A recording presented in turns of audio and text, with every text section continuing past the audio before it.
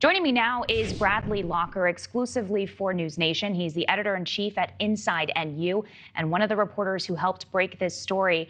Hey, Bradley, I know we talked yesterday about what this decision might be. Now seeing the head coach has been fired, surprised by this move, or was it expected?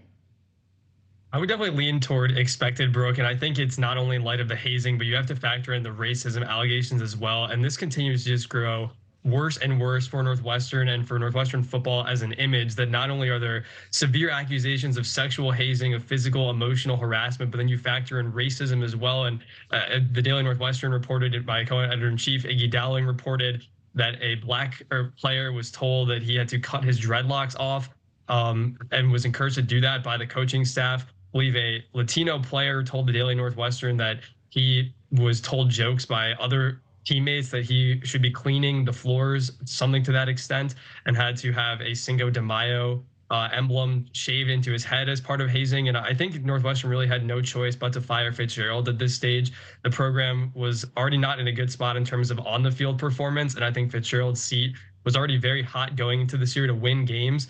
Northwestern has not won a game in America since October 2021 under Fitzgerald's guide. But then you factor in all these off-the-field allegations, and Northwestern is a university that, again, incredibly esteemed academically, culturally, and wanted to preserve that. And there was really no way to do that by keeping Fitzgerald as head coach. But you just heard that former player, Christopher Maleo. I asked him about the hazing. He said he never had an experience with hazing on the Northwestern football team. Your reaction to that? It's certainly a valid opinion, and other former players have told me that as well. But what I will say is that other former players, including some who were very recent, have told me just the complete opposite. Player I talked to said the reports in the Daily Northwestern were quote unquote 100% true. He confirmed that he saw a whiteboard in the locker room detailing running, the activity in which players were dry humped by 8 to 10 upperclassmen traditionally.